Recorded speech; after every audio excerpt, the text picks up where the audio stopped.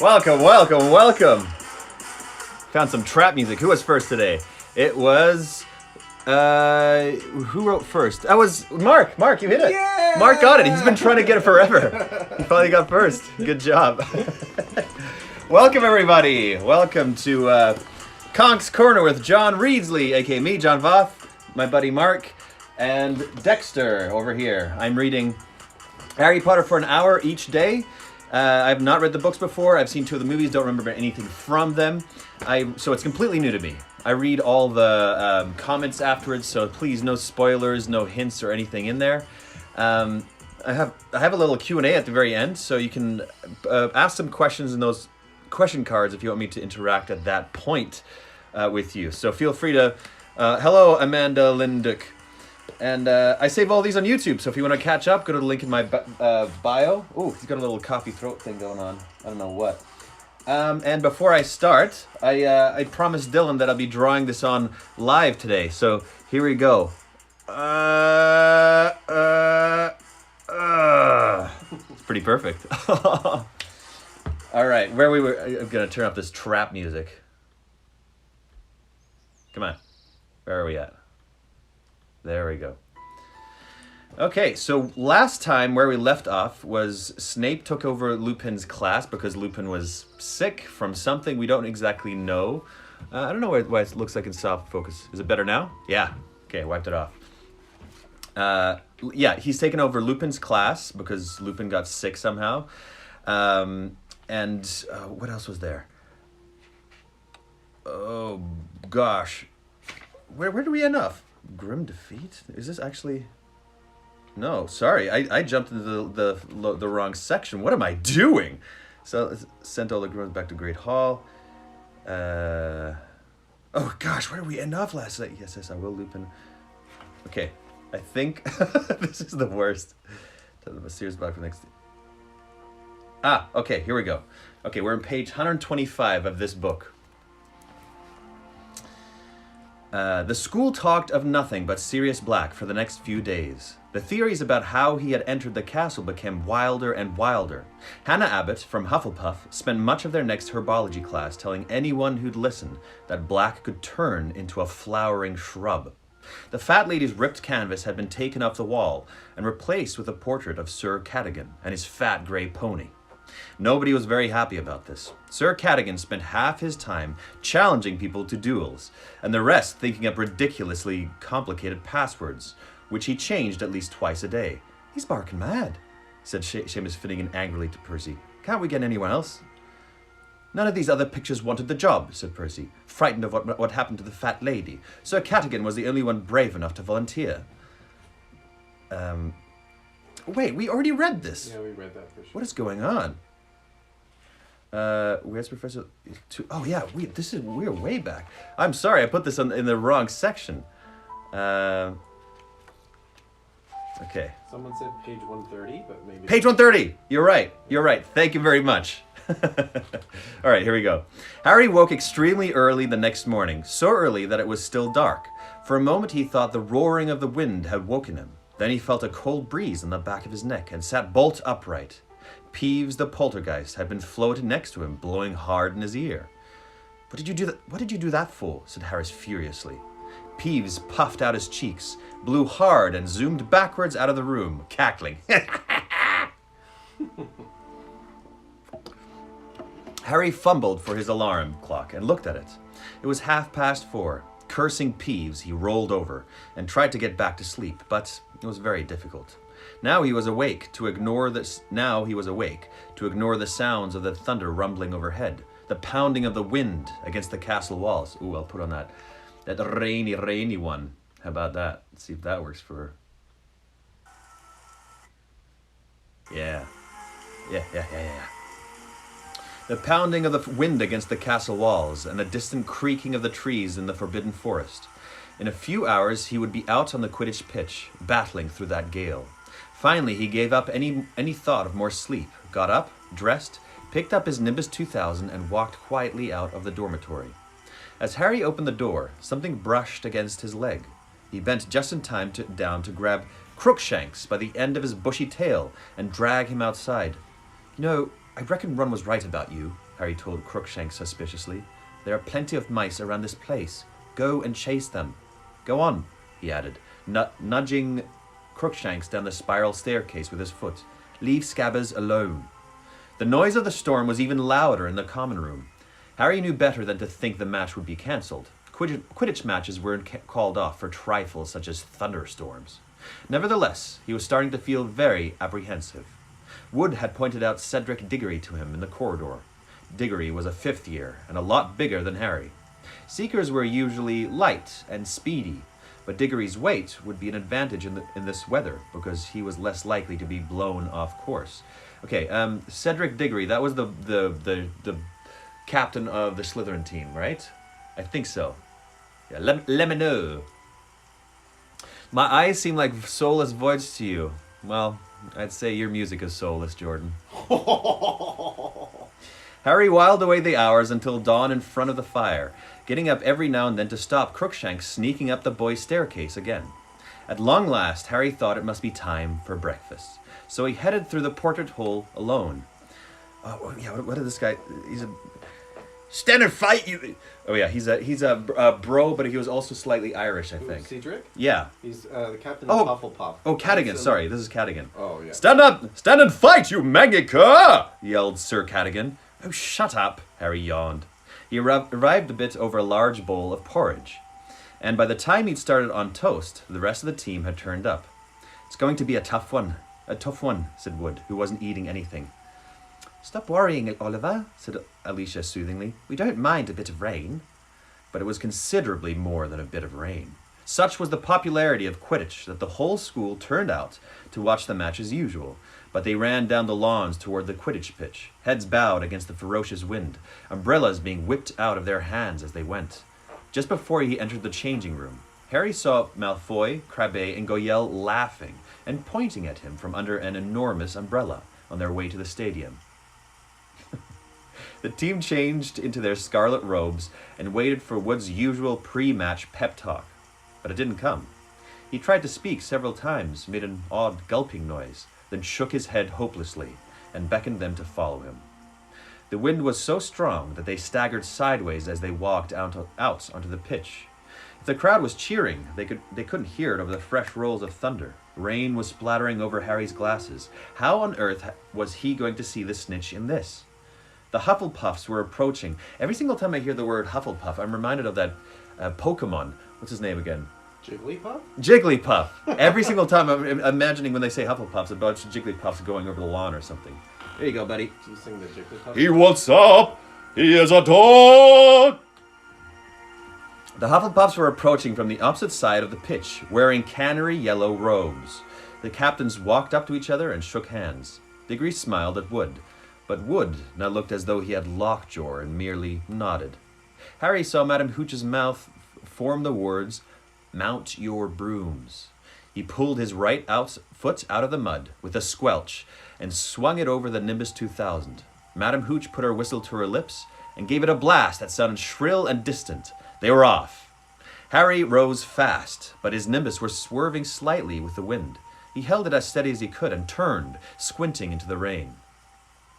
Within 5 minutes, Harry was soaked to his skin and frozen, hardly able to see his teammates, let alone the tiny snitch. He flew backwards and forwards across the pitch, past blurred red and yellow shapes, with no idea what was happening in the rest of the game. He couldn't hear the commentary over the wind. The crowd was hidden beneath a sea of cloaks and battered umbrellas. This music doesn't really work, does it? Intense rain. Yeah, I'm just trying things out. Okay, let's see what else I got here. Dangerous music. Let's see. The crowd was hidden beneath a sea of cloaks and battered umbrellas. Twice Harry came very close to being unseated by a bludger. His vision was clouded by the rain on his glasses. He hadn't seen them coming.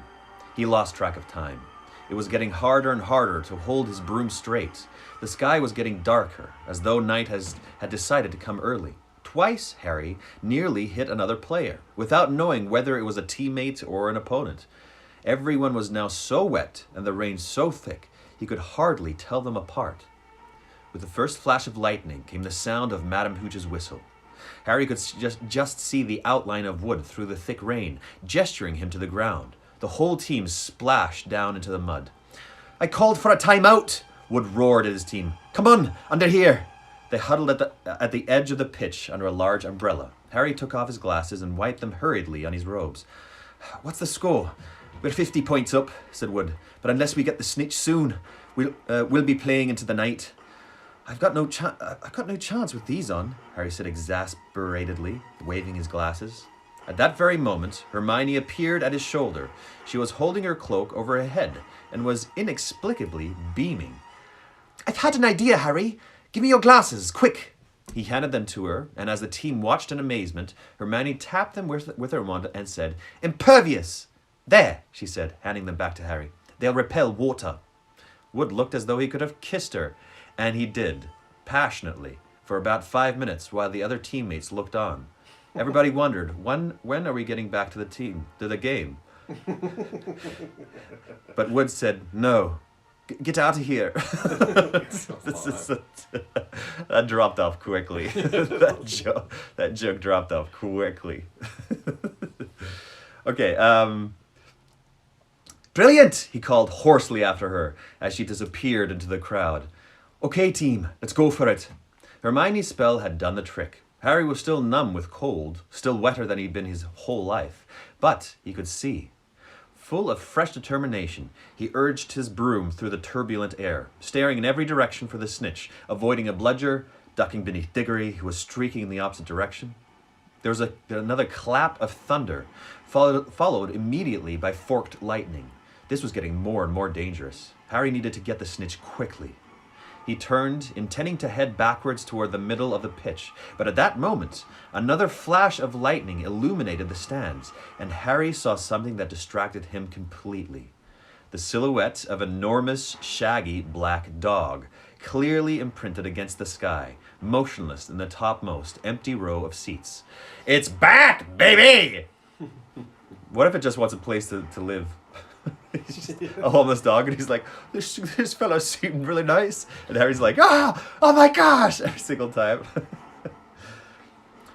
"Harry!" came Wood's anguished yell from the Gryffindor goalpost. "Harry! Behind you!" Harry looked wildly around. Cedric Diggory was pelting up the pitch, and a tiny speck of gold was shimmering in the rain-filled air between them. With a jolt of panic, Harry threw himself flat to the broom handle and zoomed towards the snitch. "Come on," he growled at his nimbus as the rain whipped his face. "Faster!" But something odd was happening. An eerie silence was falling across the stadium. The wind, though as strong as ever, was forgetting to roar. It was as someone had turned off the sound, as though Harry had gone suddenly deaf. What was going on? And then a horribly familiar wave of cold swept over him. Inside him, just as he became aware of something moving on the pitch below. Before he'd had time to think, Harry had taken his eyes off the snitch and looked down. At least 100 Dementors, their hidden faces pointed at him, were standing below. It was as though freezing water was rising in his chest, cutting at his insides. And then he heard it again. Someone was screaming inside his head. A woman. "Not Harry! Not Harry! Please, not Harry!" "Stand aside, you silly girl. Stand aside now." "Not Harry! Please, no! Take me! Kill me instead!" Numbing, swirling white mist was filling Harry's brain. What was he doing? Why was he flying? He needed to help her. She was going to die. She was going to get murdered. He was falling through the icy mist. "Not Harry! Please! Have mercy! Have mercy!" A shrill voice was laughing. The woman was screaming, and Harry knew no more. Man, what just happened? I mean, that's his mom. And Voldemort. I'm guessing. 100 Dementors, that's a lot. Wow. Okay. Let's move on. Actually, question for you. What are you interested in that most people are not interested in? What's a thing that you love, but other people are like, meh, that's boring. "Lucky the ground was so soft. I thought he was dead for sure, but he didn't even break his glasses." Harry could hear the voices whispering, but they made no sense whatsoever. He didn't have a clue where he was, or how he'd got there, or what he'd been doing before he got there. All he knew was that every inch of him was aching as though it had been beaten. Yeah, the music was spot on. Worked really well. That was the scariest thing I've ever seen in my life. Scariest. The scariest thing. Hooded black figures. Cold. Screaming. Harry's eyes snapped open. He was lying in the hospital wing. The Gryffindor Quidditch team, spattered with mud from head to foot, was gathered around his bed. Ron and Hermione were also there, looking as though they just climbed out of a swimming pool. "Harry," said Fred, who looked extremely white underneath the mud. "How are you feeling?" It was as though Harry's memory was on fast forward. The lightning, the Grim, the Snitch, and the Dementors. "What happened?" he said, sitting up so suddenly they all gasped. "You fell off," said Fred. "Must have been, 50 feet?" "We thought you died," said Alicia, who was shaking. Hermione made a small, squeaky noise.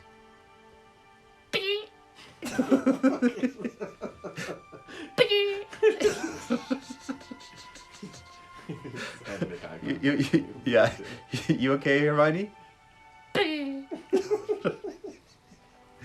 Hermione made a small, squeaky noise. Her eyes were extremely bloodshot. "But the match," said Harry. "What happened? Are we having a replay?" No one said anything. The horrible truth sank into Harry like a stone. "We didn't lose." "Diggory got the snitch," said George, "just after you fell. He didn't realise what had happened. When he looked back and saw you on the ground, he tried to call it off, wanted a rematch, but they won fair and square. Even Wood admits it." "Where is Wood?" said Harry, suddenly realising he wasn't there. "Still in the showers," said Fred. "We think he's trying to drown himself." Harry put his face to his knees, his hand gripping his hair. Fred grabbed his shoulder and shook it roughly. "Come on, Harry. You've never missed a stitch before."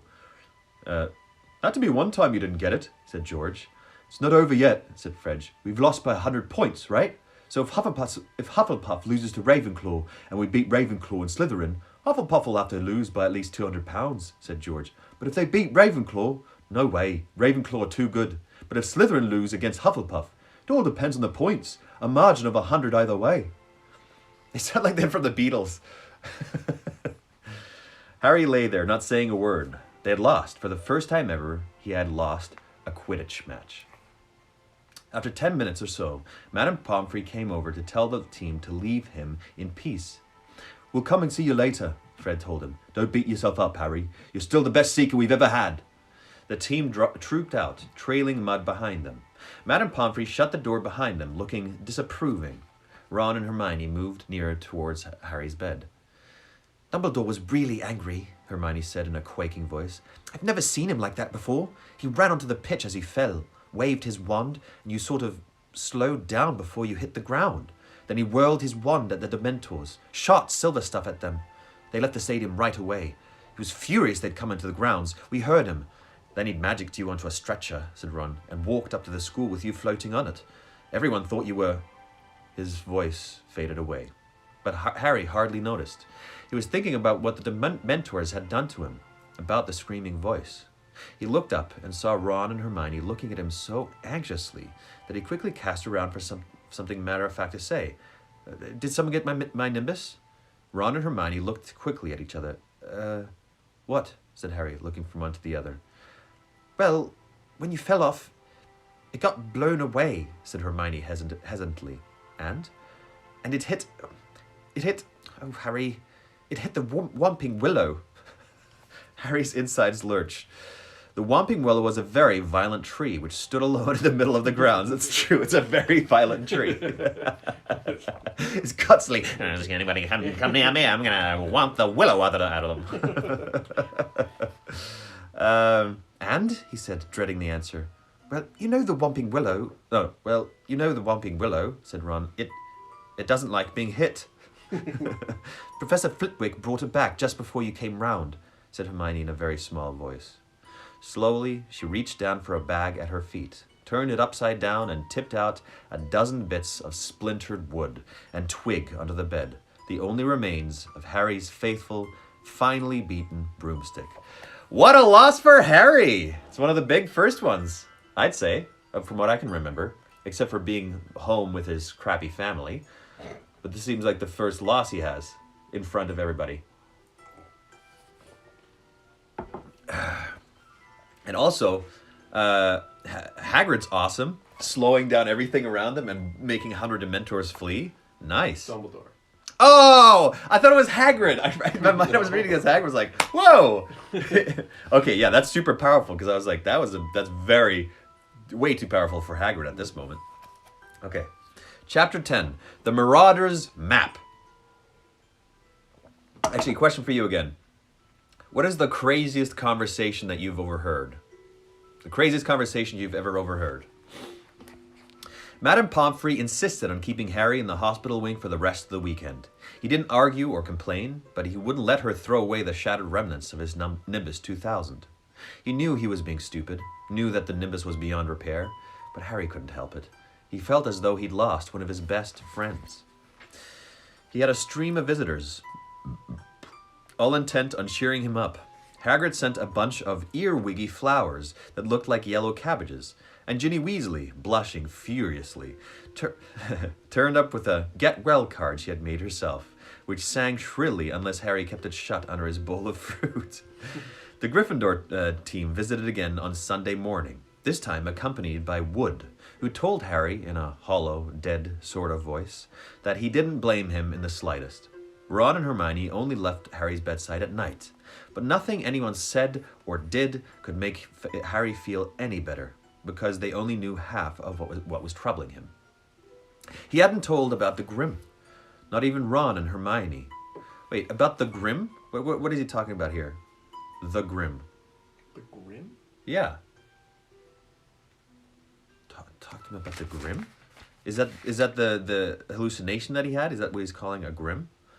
Anyway, let me know if somebody knows the book, if without spoiling anything, what that would mean in this situation.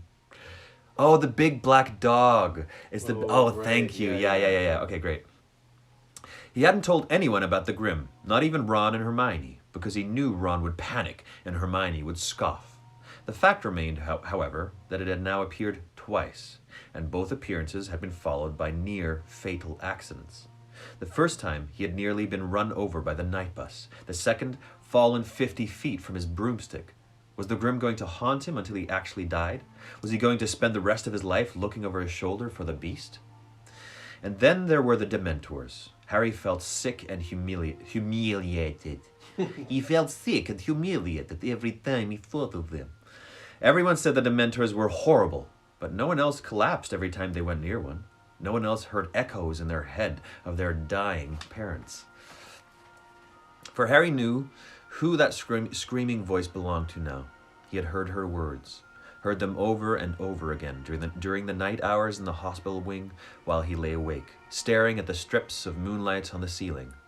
When the Dementors approached him, he had heard the last moments of his mother's life, her attempts to protect him. Harry from Lord Voldemort, and Voldemort's laughter before he murdered her.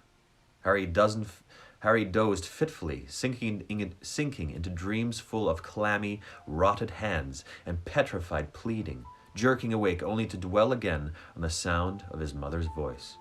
Yeesh. Oh, these books are getting darker. I don't know if I can handle it. Oh, your fucking seatbelt. Yeah, this is, dark and intense. Okay. It was a relief to return on Monday to the noise and bustle of the main school, where he was forced to think about other things, even if he had to endure Draco Malfoy's taunting. Malfoy was almost beside himself with glee at Gryffindor's defeat. He had finally taken off his bandages and celebrated having the full use of both arms again by doing spirited imitations of Harry falling off his broom. Oh! He's really such a little dweeb. Malfoy spent much of their next potions class doing Dementor imitations across the dungeon. Ron finally cracked, flinging a large, slippery crocodile heart at Malfoy, which hit him in the face and caused Snape to take 50 points from Gryffindor. I like how she doesn't even have to go into this anymore. It's like we know exactly how this is going. Dexter's lying underneath the table, and I let him go, and I don't want to bug him. He's a bit weird today. There's days where he gets really weird. Okay, who's saying this? If Snape's taking defense against the dark arts again, I'm going off sick, said Ron, as they headed towards Lupin's classroom after lunch. Check who's in here, Hermione. Hermione peered around the classroom door. It's okay. Professor Lupin was back at work. It certainly looked as though he had been ill. His old robes were hanging more loosely on him, and there were dark shadows beneath his eyes. Nevertheless, he smiled at the class as they took their seats, and they burst at once into an explosion of complaints about Snape's behavior whilst Lupin had been ill. It's not fair! He was only filling in! Why should he set us homework? We don't know anything about werewolves. 2 rolls of parchment! Did you tell Professor Snape we haven't covered them yet? Lupin asked, frowning slightly. The babble broke out again. Yes, but he said we were really behind. He wouldn't listen. 2 rolls of parchment! Professor Lupin smiled at the look of indignation on every face. Don't worry. I'll speak to Professor Snape. You don't have to do the essay. Oh no, said Hermione, looking very disappointed. I've already finished it. They had a very enjoyable lesson. Professor Lupin had brought along a glass box containing a hinky-punk, a little one-legged creature who seemed as though he made of wisps of smoke, rather frail and harmless looking.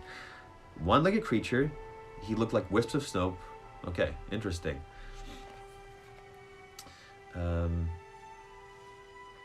Lures travelers into bogs, said Professor Lupin as they took notes. You notice the lantern dangling from his hand. Hops ahead. People follow the light. Then the hinky-punk made a horrible squelching noise against the glass. I heard about the match, said Lupin, turning back to his desk and starting to pile books into his briefcase. And I'm sorry about your broomstick. Is there any chance of fixing it? No, said Harry. The tree smashed it to bits. Lupin sighed. They planted the Whomping Willow the same year that I arrived at Hogwarts. People used to play a game, trying to get near enough to touch the trunk. In the end, a boy called David Gudgeon nearly lost an eye, and we were forbidden to go near it. No broomstick would have a chance. Did you hear about the Dementors too? Said Harry with difficulty. Lupin looked at him quickly. That's quick for Lupin. Yes, I did. I don't think any of us have seen Professor Dumbledore that angry. They have been growing restless for some time. Furious at his refusal to let them inside the grounds. I suppose they were the reason you fell? Yes, said Harry. He hesitated, and then the question he had to ask burst from him before he could stop himself. Why? Why do they affect me like that? Am I just... It has nothing to do with weakness, said Professor Lupin sharply, as though he had read Harry's mind. The Dementors affect you worse than the others because there are horrors in your past that the others don't have. A ray of wintry sunlight fell across the classroom, illuminating Lupin's gray hairs and the lines on his young face. Dementors are among the foulest creatures that walk this earth. They infest the darkest, filthiest places. They glory in decay and despair. They drain peace, hope, and happiness out of the air around them. Even muggles feel their presence, though they can't see them. Get too near to a Dementor and every good feeling, every happy memory will be sucked out of you. If it can, the Dementor will feed on you long enough to reduce you to something like itself, soulless and evil. You'll be left with nothing but the worst experiences of your life. And the worst that has happened to you, Harry, is enough to make anyone fall off their broom. You have nothing to be ashamed of. When they get near me, Harry stared at Lupin's desk, his throat tight. I can hear Voldemort murdering my mum. Lupin made a sudden motion with his arm, as though he made to grip Harry's shoulder, but thought better of it. There was a moment's silence. Then, why did they have to come to the match? Said Harry bitterly. They're getting hungry, said Lupin coolly, shutting his briefcase with a snap. Dumbledore won't let them into the school, so their supply of human prey has dried up. I don't think they could resist the large crowd around the Quidditch pitch. All that excitement, emotions running high. It was their idea of a feast. Azkaban must be terrible, Harry muttered. Lupin nodded grimly. The fortress is set on a tiny island, way out to sea, but they don't need walls and water to keep the prisoners in. Not when they're all trapped inside their own heads, incapable of a single cheerful thought. Most of them go mad within weeks. But Sirius Black escaped from them, Harry said slowly. He got away. Lupin's briefcase slipped from the desk. He had to stoop quickly to catch it. Yes, he said, straightening up. Black must have found a way to fight them. I wouldn't have believed it possible. Dementors are supposed to drain a wizard of his powers, if he is left with them too long. You made the Dementor on the train back off, said Harry suddenly. There are certain defenses one can use, said Lupin, but there was only one Dementor on the train. The more they are, the more difficult it becomes to resist. What defenses? Said Harry at once. Can you teach me?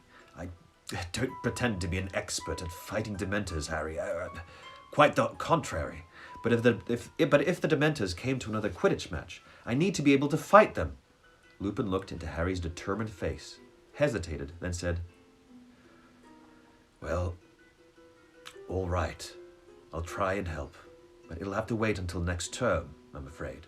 I have a lot to do before the holidays. I chose a very inconvenient time to fall ill. Yeah, I like him. I wonder if...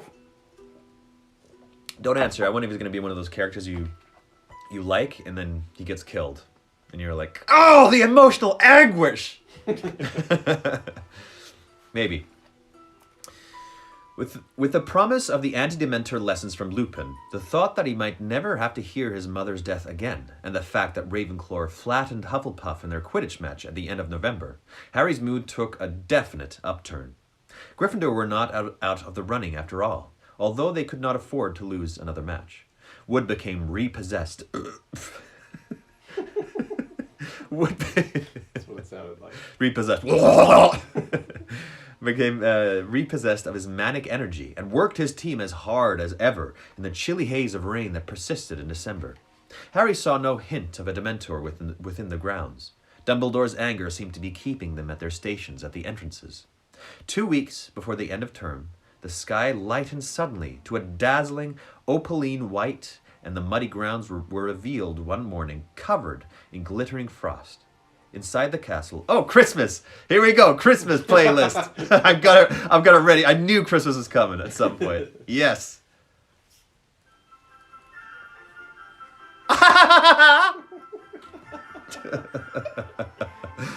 Okay. Inside the castle, there was a buzz of Christmas in the air. Professor Flitwick, the charms teacher, had already decorated his classroom with shimmering lights that turned out to be real, fluttering fairies. The students were all happily discussing their plans for the holidays. Both Ron and Hermione had decided to remain at Hogwarts. And though this music is just giving me that impression. And though Ron said it was because he couldn't stand 2 weeks with Percy, and Hermione insisted she needed to use the library, Harry wasn't fooled. They were doing it to keep him company, and he was very grateful. To everyone's delight,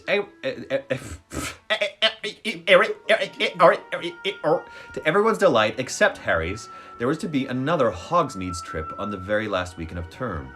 We can all do our Christmas shopping there, said Hermione. Mum and Dad would really love those tooth-flossing string mints from Honeydukes. Resigned to the fact that he would be the only third year staying behind again, Harry borrowed a copy of Which Broomstick from Wood and decided to spend the day reading up on the different makes. He'd been riding one of the school brooms at team practice, an ancient shooting star, which was very slow and jerky. He definitely needed a new broom of his own. Toilet time! Yeah, we should have our Christmas is toilet time. Instead of a Harry Potter themed party, I'm going to make a toilet time themed party. Everybody has to dress up as a toilet. Okay, On the Saturday morning of the Hogsmeade trip, Harry bid goodbye to Ron and Hermione, who were wrapped in cloaks and scarves, then turned up the marble staircase alone and headed back towards Gryffindor Tower. Snow had started to fall outside the windows, and the castle was very still and quiet. "Psst, Harry!" He turned halfway along the third-floor corridor to see Fred and George peering out at him from behind a statue of a humpbacked, one-eyed witch. "What are you doing?" said Harry curiously. How come you're not going to Hogsmeade?" "We've come to give you a bit of festive cheer before you go," said Fred with a mysterious wink. That's his...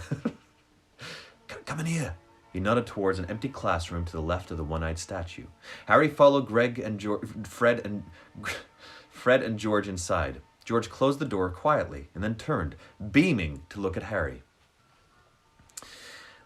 "Early Christmas present for you, Harry," he said. Fred pulled something from inside his cloak with a flourish and laid it on one of the desks. It was a large square, large square. I thought it was just a large square. I was like, "Thank you." "It's a square, Harry. I brought you a square." Okay, it was a large, square, very worn piece of parchment with nothing written on it. Harry, suspecting one of Fred and George's jokes, stared at it. "What's that supposed to be?" "This, Harry, is the secret of our success," said George, patting the parchment fondly. "It's a wrench giving it to you," said Fred. "But we decided last night, your need's greater than ours. Anyway, we know it off by heart," said George. "We bequeath it to you." "We don't really need it anymore." And what do I need with a bit of old parchment?" said Harry. "A bit of old parchment?" said Fred, closing his eyes with a grimace, as though Harry had mortally offended him.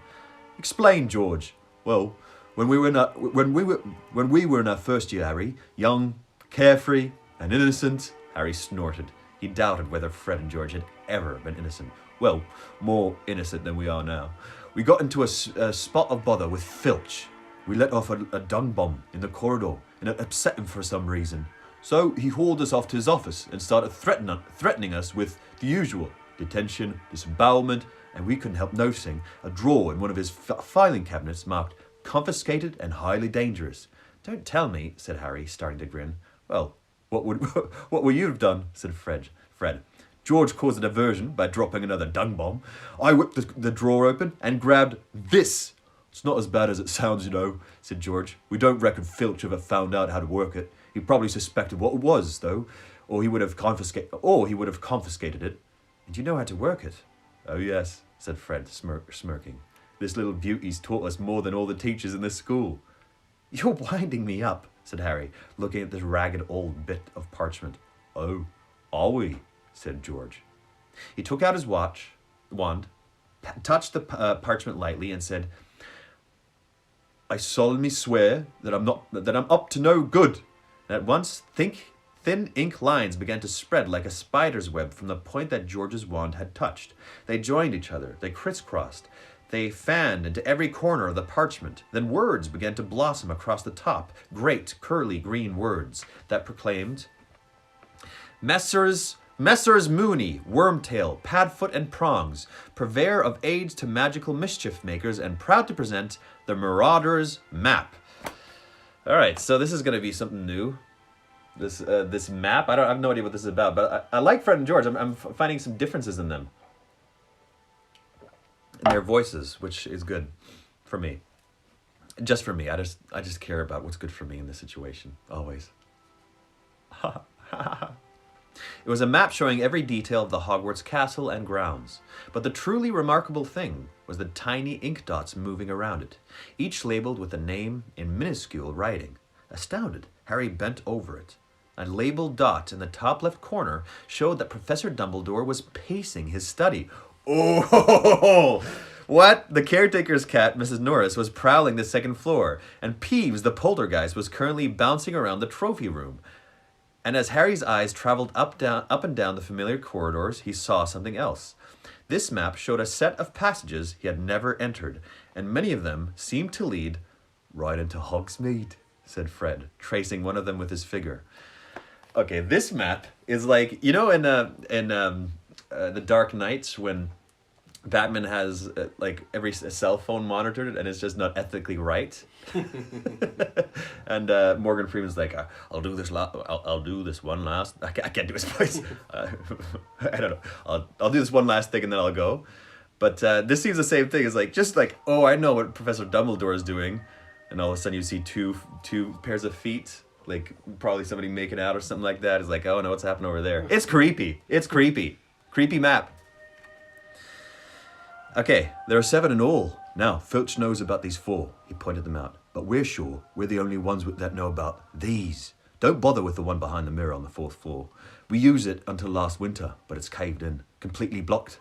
And we don't reckon anyone's ever used this one, because the Whomping Willow's planted right over the entrance. But this one here, this one leads right into the cellar of the Honeydukes. We've used it loads of times. And as you might have noticed, the entrance is right outside this room. Through that one-eyed old crone's hump. Mooney, Wormtail, Padfoot and Prongs, sighed George, patting the heading of the map. We owe them so much. Noble men working tirelessly to help a new generation of lawbreakers, said Fred solemnly. Right, said George briskly. Don't forget to wipe it after you've used it, or anyone can read it, Fred said warningly. Just tap it again and say, mischief managed, and it'll go blank. So, young Harry, said Fred in an uncanny impersonation of Percy. Mind you, behave yourself. See you in Honeydukes, said George, winking. They left the room, both smirking in a satisfied sort of way. They're cool older brothers. They're really cool older brothers. Harry stood there, gazing at the miraculous map. He watched the tiny ink Mrs. Norris turn. He watched the tiny ink Mrs. Norris turn left and paused to sniff at something on the floor.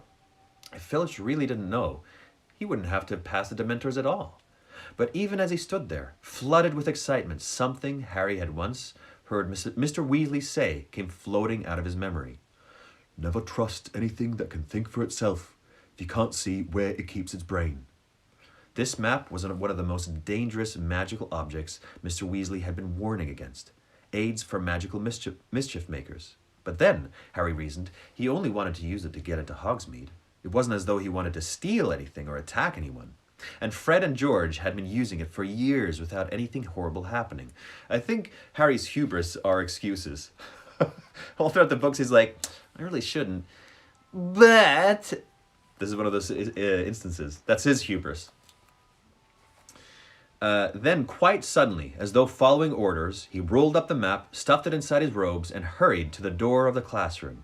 He opened it a couple of inches. There was no one outside. Very carefully, he edged out of his room and slipped behind the statue of the one-eyed witch. What did he have to do? He pulled out the map again and spotted, to his astonishment, that a new ink figure had appeared upon it, labeled Harry Potter. What's going on? Oh, it's still Christmas music. Should I leave this running? I'll just go back to the other stuff. The figure was standing exactly where the real Harry was standing, about halfway down the 3rd floor corridor. Harry watched carefully. His little ink self appeared to be tapping the witch with his minute wand. Harry quickly took out his real wand and tapped the statue. Nothing happened. He looked back at the map. The tiniest speech bubble had appeared next to his figure. The word inside said, Descendium. Descendium, Harry whispered, tapping the stone witch again. At once, the statue's hump opened wide enough to admit a fairly thin person. Hagrid would be screwed in this instance. Harry glanced quickly up and down the corridor, then tucked the map away again, hoisted himself into the hole head first, and pushed himself forwards. He slid a considerable way down what felt like a stone slide, then landed on cold, damp earth. He stood up, looked around. It was pitch dark. He held up his wand, muttered, Lumos, and saw that he was in a very narrow, low, earthy passageway. He raised the map, tapped it with the tip of his wand, it's fun to say, and muttered, Mischief managed.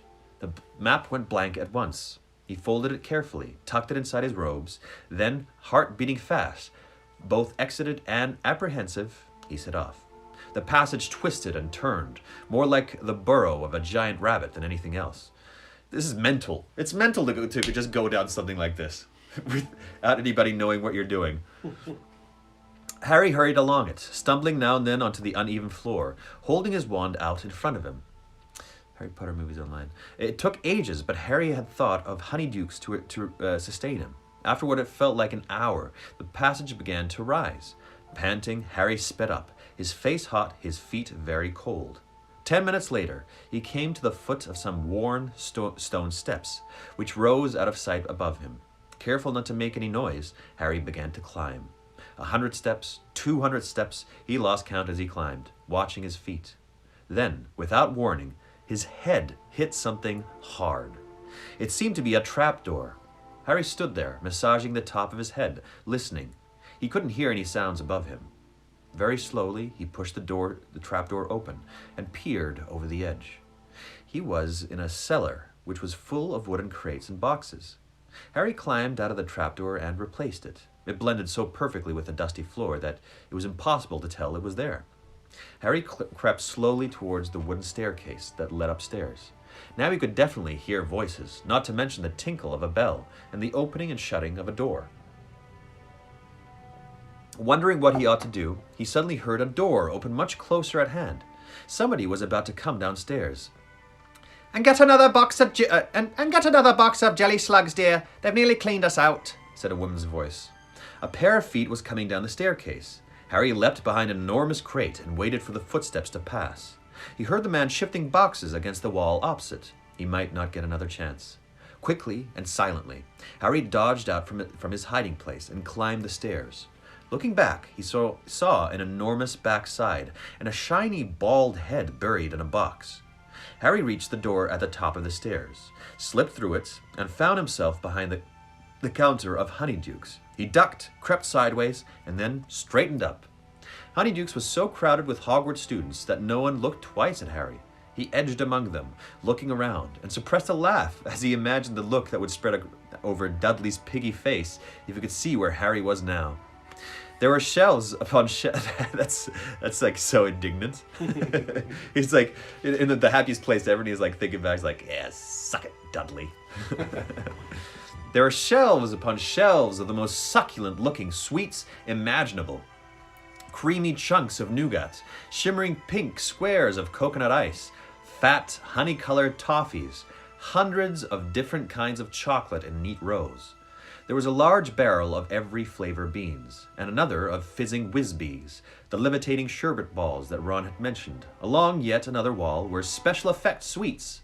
Drubel's best blowing gum, which filled a room with bluebell-colored bubbles that refused to pop for days. Awesome. The strange, splintery, tooth-flossing string mints. Tiny black pepper imps. Breathe fire for your friends. Ice mice. Hear your teeth chatter and squeak. Peppermint creams shaped like toads. Hop realistically in the stomach. That's something you want. Fragile sugar-spun quills and exploding bonbons. Harry squeezed himself through a crowd of sixth years and saw a sign hanging in the furthest corner of the shop. Unusual tastes. Ron and Hermione were standing underneath it, examining a tray of blood-flavored lollipops. Blood-flavored lollipops? Come on! Who would possibly want to put that in their mouth? No. No, Harry won't want one of these. They're for vampires. Oh, for vampires. Of course. Of course. They're for vampires, I expect, Harry was saying. How about these? Said Ron, shoving a jar of cockroach cluster under Hermione's nose. Definitely not, said Harry. Ron nearly dropped the jar. Harry! Squealed Hermione. What are you doing here? How did you... Wow, said Ron, looking very impressed. You've learned to apparate. Of course I haven't, said Harry. He dropped his voice so that none of the sixth years could hear him, and told them all about the Marauders' map. How come Fred and George never gave it to me? Said Ron, outraged. I'm their brother! But Harry isn't going to keep it, said Hermione, as though the idea was ludicrous. He's going to hand it in to Professor McGonagall. Aren't you, Harry? No, I'm not, said Harry. Are you mad? Said Ron, goggling at Hermione. Hand in something that good. If I hand it in, I'll have to say where I got it. Filch would know Fred and George nicked it. But what about Sirius Black? Hermione hissed. He could be using one of the passages on that map to get into the castle. The teachers have got to know. He can't be getting in through a passage, said Harry quickly. There are 7 secret tunnels on the map, right? Fred and George reckon Filch already knows about 4 of them. And the other 3, well, one of them's caved in so no one can get through it. One of them's got the Whomping Willow planted over the entrance so you can't get out of it.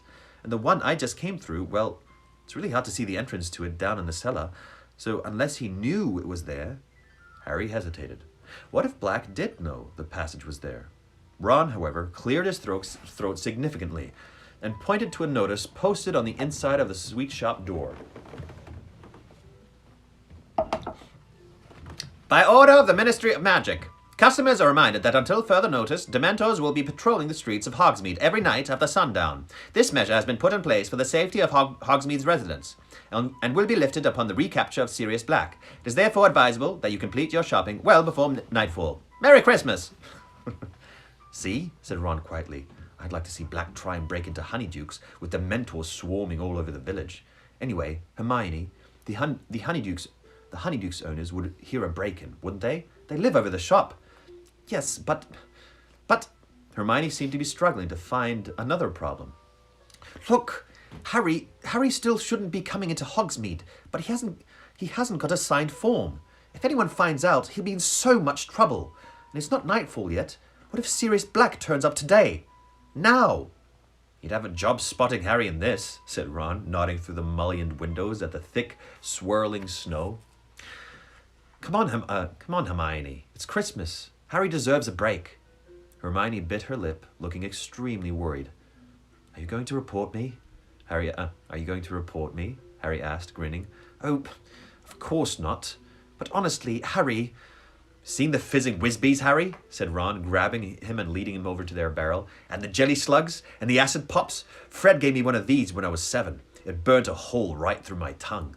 I remember Mum walloping with her broomstick. Ron stared broodingly into the acid pop box. Reckon Fred'd take a bit of cockroach cluster if I told him they were peanuts. When Ron and Hermione had paid for all their sweets, the 3 of them left Honeydukes for the blizzard outside. Hogsmeade looked like a Christmas card. The little thatched cottages and shops were all covered in a layer of crisp snow. There were holly wreaths on the doors and strings of enchanted candles hanging in the trees. Harry shivered. Unlike the other 2, he didn't have his cloak. They headed up the street, heads bowed against the wind. Oh, shoot, we're at 6:53 already. Whoa, what the heck? That went fast. All right. They headed up the street, heads bowed against the wind, Ron and Hermione shouting through their scarves. That's the post office. Zonko's up there. We could go up to the Shrieking Shack. Tell you what, said Ron, his teeth chattering. Shall we go for a butterbeer and 3 broomsticks? Harry was more than willing. The wind was fierce and his hands were freezing. So they crossed the road. And in a few minutes they entered the tiny inn. It was extremely crowded, noisy, warm, and smoky. A curvy sort of woman with a pretty face was serving a brunch of rowdy warlocks up the bar. That's Madame Rosmerta. Tell me some adjectives for Rosmerta, please. Well, how long does the chapter go? Okay, I'll go along today. So we'll go past 7, okay? But give me some adjectives for Rosmerta. Rosmerta. That's Madame Rosmerta, said Ron. I'll get the drink, shall I? He added, going slightly red. Oh, he likes Rosmerta. He's the fan. He's a little puberty boy. Gary says no.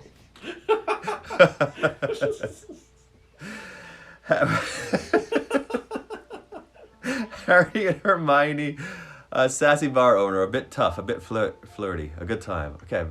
Snappy, fun, tough, pretty and fairly young. Cougar, not the cat. Make her German.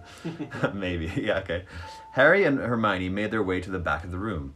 There's a small vacant table between the window and a handsome Christmas tree which stood next to the fireplace. Ron came back 5 minutes later, carrying 3 foaming tankards of hot butterbeer.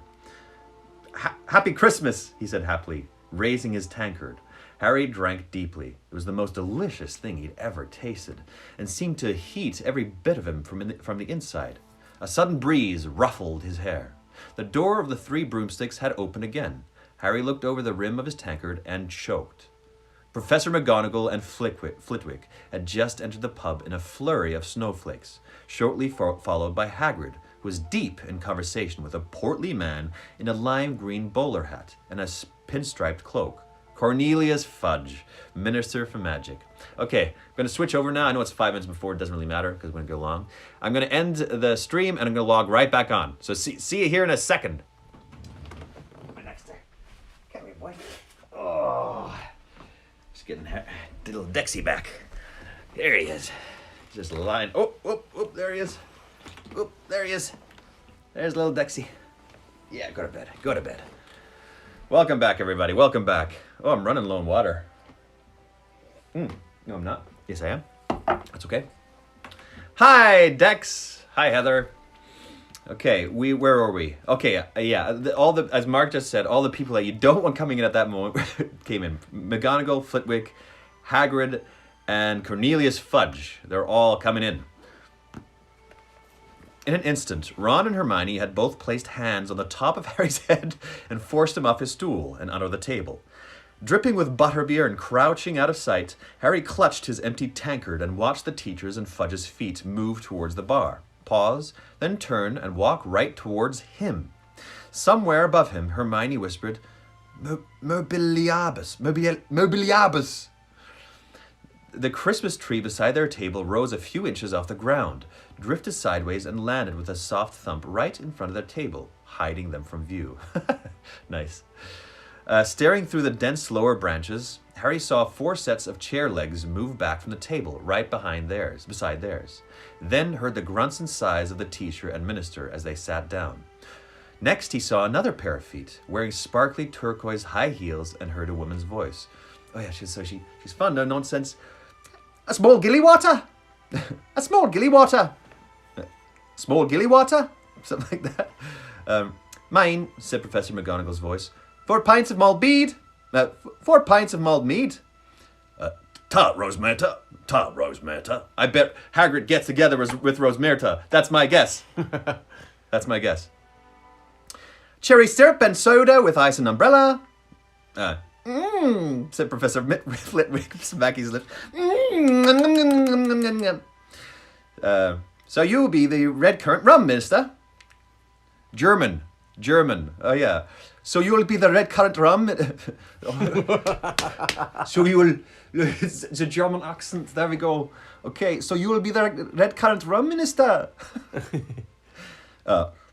Thank you, Rosemerta, my dear, said Fudge's voice. Lovely to see you again. I must say, have one yourself, won't you? Come and join us. Well, thank you very much. Oh, I got all these things stuck in my head right now. Rosemerta. She's in my mind, she's like this cheery, no nonsense, whatever, serving, just having fun person. Let me know if that's right or not, okay? Harry watched the glittering heels, march away and back again. His heart was pounding uncomfortably in his throat. Why hadn't it occurred to him that this was the last weekend of term for the teachers too? And how long were they going to sit there? He needed time to sneak back into Honeydukes if he wanted to return to school that night. Hermione's leg gave a nervous twitch next to him. So, what brings you to this neck of the woods, Minister? Yeah? So, what brings you to this neck of the woods, Minister? Came Madame Rosemerta's voice. Harry saw the lower part of Fudge's thick body twist in his chair, as though he was checking for eavesdroppers. Then he said in a quiet voice, What else, my dear, but Sirius Black? I dare say you heard what happened up at the school at Halloween. Oh, I did hear a rumour. Did you tell the whole pub, Hagrid? Oh, did you tell the whole pub, Hagrid? Said Professor McGonagall exasperatedly. Do you think Black's still in the air? No. Do you think Black's still in the area, Minister? Whispered Madame Rosemerta. Oh yeah, no, healthcare workers. Go. Okay, I'm going to list them here, people that listen here. Alana Wright, Janelle, Carmen, and Kendall, Lawrence Belmare, Darren Weeb, Katrina Joy, Sarah Popta, Jess.xx, Crocodile, and Courtney Jane. Thank you, everybody, for what you do. We love you. We appreciate you. You're the best. Thank you very much. You're awesome.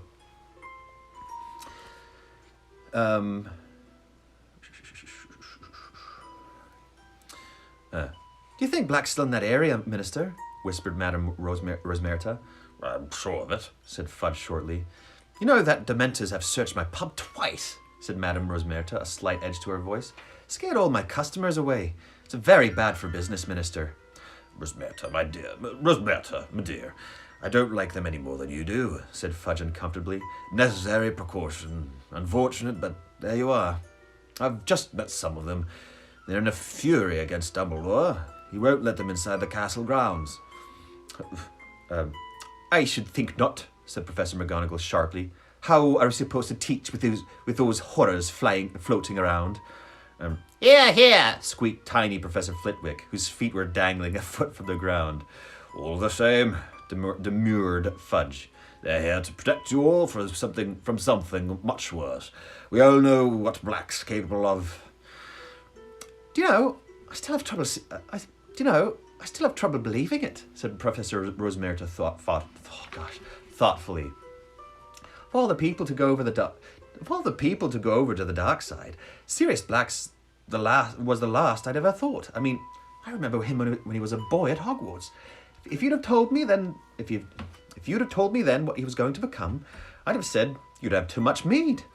You don't know the half of it, Rosmerta, said Fudge gruffly. The worst he did isn't boy. I'm losing my mouth. The worst he did isn't widely known. The worst? Said Madame Rosmerta, her voice alive with curiosity. Worse than murdering all those poor people, you mean? I certainly do, said Fudge. I can't believe that. What could possibly be worse?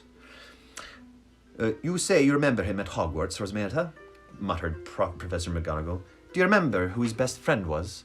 Naturally, said Madame Rosmerta with a small laugh. Never saw one without the other, did you? The number of times I'd had them in here. Whew, they used to make me laugh. Quite the double act. Sirius Black and James Potter. Harry dropped his tankard with a loud clunk. Ron kicked him. Hi, Skelton Bethany. Welcome. Rosmerta has a Cockney accent, but also fun and charming. Thank you. Harry dropped his tankard with a loud clunk. Ron kicked him. Precisely, said Professor McGonagall. Black and Potter, ringleaders of their little gang. Both very bright, of course, exceptionally bright, in fact. But I don't think we've ever had such a pair of troublemakers. I don't know, chuckled Hagrid. I don't know. I don't know. Fred and George Weasley could have given them a run for their money. You'd have thought Black and Potter were brothers, chimed Professor Flitwick. Inseparable. Of course they are, said Fudge. Potter trusted Black beyond all his other friends. Nothing changed when they left their school. Black was best man when James married Lily. Then they named him godfather to Harry. Harry has no idea, of course. You can imagine how the idea would torment him. Because Black turned out to be in the league with you-know-who, whispered Madame Rosmerta. Worse even than that, my dear. Fudge dropped his voice and proceeded in a sort of low rumble. Not many people are aware that the Potters know you-know-who was after them. Dumbledore, who was, of course, working tirelessly against you-know-who, had a number of useful spies. One of them tipped him off, and he alerted James and Lily at once. He advised them to go into hiding. Well, of course, you-know-who wasn't an easy person to hide from. Dumbledore told them that their best chance was the Fidelius charm. Okay, wait, I need a moment to recollect here. So the Potters knew that Voldemort was after them. Dumbledore had some spies tip them off, and he alerted his parents, Potter's parents, told them to go into hiding. Okay, cool. I just needed to get a grasp of what's going on here. How does that work? Said Madame Rosmerta, breathless with interest. Professor Flitwick cleared his throat. An immensely complex spell, he said squeakily, involving the magical concealment of a secret in a single living soul. The information is hidden inside the chosen person, or secret keeper, and is henceforth impossible to find, unless, of course, the secret keeper chooses to divulge it. As long as the secret keeper refused to speak, you-know-who could search the village where Lily and James were staying for years and never find them, not even if he had his nose pressed against the sitting room window. So Black was the Potter's secret keeper, whispered Madame Rosmerta. Naturally, said Professor McGonagall. James Potter told Dumbledore that Black would die rather than tell them where they were. That Black was planning to go inside hiding himself. And yet, Dumbledore remained worried. I remember offering to the Potter's secret keeper himself. He suspected Black. He was sure that somebody close to the Potters had been keeping you-know-who informed of their movements, said Professor McGonagall darkly. Indeed, he had suspected for some time that someone on our side had turned a traitor and was passing along a lot of information to you-know-who. But James Potter insists on using Black. He did, said Fudge heavily, and then barely a week after Fidelius' charm had been performed, Black betrayed them? Breathed Madame Rosmerta. He did indeed. Black was tired of his double agent role. He was ready to declare his support openly for you-know-who, and he seems to have planned this for the moment of the Potter's death. But as we all know, you-know-who met his downfall in little Harry Potter. Powers gone, horribly weakened, he fled. And this left Black in a very nasty position indeed. His master had fallen at the very moment when he, Black, had shown his true colours as a traitor. He had no choice but to run for it. Filthy, stinking turncoat, Hagrid said so loudly that half the bar went quiet. Shh, said Professor McGonagall. Okay, I need a little moment of recollection. Thank you, Skeleton. James Potter told Dumbledore that Black would die or then tell them where they are. Yeah, okay, so they're just suspecting that Black betrayed them, basically. Yeah, I just needed a recollection of it. Shh, said Professor McGonagall. I met him, growled Hagrid. I must have been the last to see him before he killed all them people. It was me that rescued Harry from Lily and James's house after they was killed. Oh, Hagrid! I love him even more now. Hagrid's awesome. Just got him out of the ruins. Poor little thing, with a great slash across his forehead, and his parents dead. And Sirius Black turns up on that flying motorbike he used to ride. Never occurred to me what he was doing there. I didn't know he'd been Lily and James's secret keeper, though he just heard the news of you-know-who's attack on come to see what he could do. White and shaken he was. And you know what he did? And you know what I did? I comforted the murdering traitor! Hagrid roared. Hagrid, please, said Professor McGonagall. Keep your voice down. How was I to know he wasn't upset about Lily and James? It was you-know-who he cared about. And then he says, give Harry to me, Hagrid. I'm his godfather. I'll look after him. Ha! But I'd had many orders from Dumbledore, and I told Black no. Dumbledore said Harry was to go to his aunt and uncle's. Black argued, but in the end he gave in. Told me to take his motorbike to get Harry there. I won't need it anymore, he says. I should have known there was something fishy going on then. He loved that motorbike. But what was he giving it to me for? Why wouldn't he need it anymore? Facts was, it was too easy to race. Dumbledore knew he'd been the Potter's secret keeper. Black knew he was going to have to run for it that night. Knew it was a matter of hours before the Ministry was after him. But what if I'd given Harry to him, eh? I bet he'd have pitched him off the bike halfway to sea. His best friend's son. But when a wizard goes over to the dark side, there's nothing and no one that matters to him anymore. A long silence followed Hagrid's story. Then Madame Rosmerta said with some satisfaction, But he didn't manage to disappear, did he? The Ministry of Magic caught up with him next day. Alas, if only we had, said Fudge bitterly. It was not he who found him. It was little Peter Pettigrew, another of the Potter's friends, maddened by grief, no doubt, and knowing that Black had been the Potter's secret keeper, he went after Black himself. Pettigrew? That fat little boy who was always tagging around after them at Hogwarts? Said Madame Rosmerta. I don't think we've met Peter Pettigrew yet, have we? No. Okay, that's interesting. Okay, one more page. Here worshipping Black and Potter, said Professor McGonagall. Never quite in their league, talent-wise. I was often rather sharp with him. You can imagine how I regret that now. She sounded as though she had a sudden head cold. There now, Minerva, said Fudge kindly. Pettigrew died a hero's death. Eyewitnesses, muggles of course, we wiped their memories later, told us how Pettigrew cornered Black. They say he was sobbing. Lily and James, serious, how could you? And then he went for his wand. Well, of course, Black was quicker. Blew Pettigrew to smithereens. Professor McGonagall blew her nose and said thickly, Stupid boy, foolish boy. He was always hopeless at dueling. Should have left it to the ministry. I tell you, if I'd have gotten Black before little Pettigrew did, I wouldn't have messed around with wands. I'd have ripped him limb from limb, Hagrid growled. You don't know what you're talking about, Hagrid, said Fudge sharply. Nobody but trained hit wizards from the magical law enforcement squad would have stood a chance against Black once he was cornered. I was junior minister in the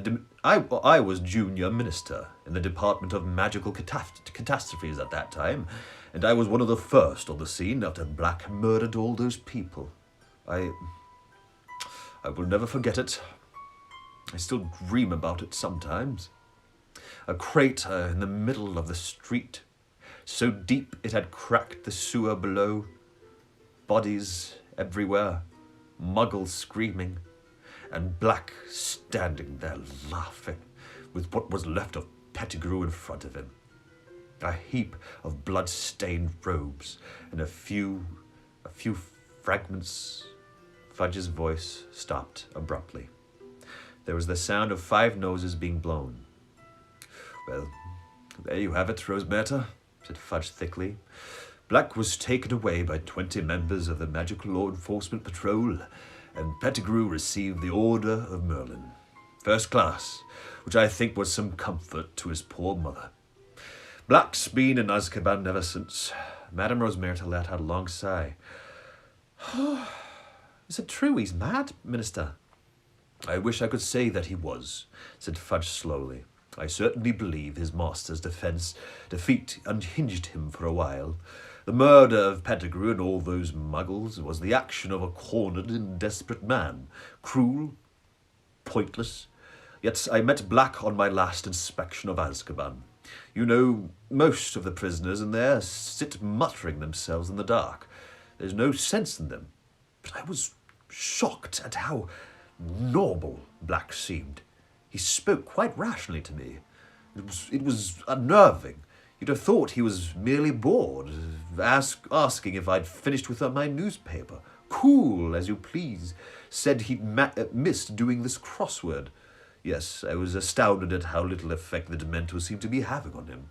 And he was one of the most heavily guarded in the whole place, you know. Dementors outside his door, day and night. But what do you think he's broken out to do? Said Madame Rosemerta. Good gracious, Minister.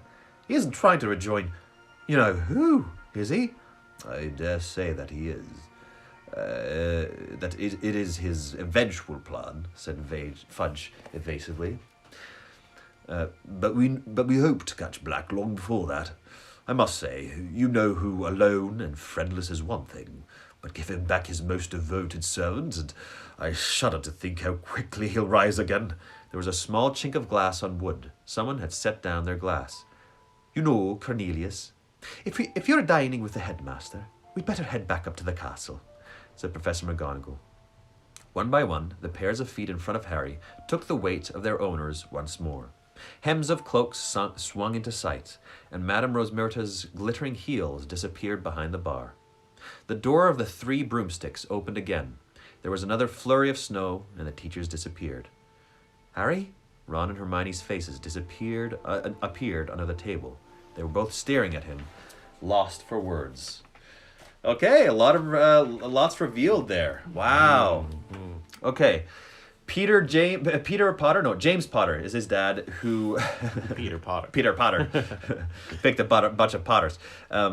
his dad was best friends with Sirius Black for some reason. I don't think they explain it unless they did. You let me know. They didn't explain why Sirius betrayed James Potter. And did they say why Voldemort wants to kill James and Lily? Okay, so don't reveal it for me. So that wasn't revealed yet. But Sirius betrayed them, and I think that's pretty much all they revealed, right? Let me see what question you wrote down here. He's got. In case it got deleted from previous live, lol. Suggestion: play soundtrack Harry in Winter. It's my fave. Thank you. Yeah, I've been trying to do that. Any questions or thoughts around what just happened? It was a very exposition heavy 2 chapters. Very exposition heavy, but that has to happen sometimes in a book. Yeah, so new stuff is revealed. Sirius Black is connected to Harry's past. So that's interesting. Sirius turned spy and was working for Voldemort. That's what the booker explained. And he's Harry's godfather. Right, Harry's godfather. That's crazy. Yeah, I mean, I'm aware we'll find that out eventually as we read the books. Yeah. Okay, everybody, thank you so much for tuning in. That was a more calmer one. There weren't as many crazy antics or characters in that one, but that's fine. We need some exposition ones, some calmer ones. Go follow Mark at yoc.creations. My company that I have with 3 of my best friends is Cave Cannon Productions. Go follow Jalen Sape for some musical fun things. Thank you everybody for tuning in. I will see you tomorrow again at 6 o'clock, like always. Bye. Peace. Peace.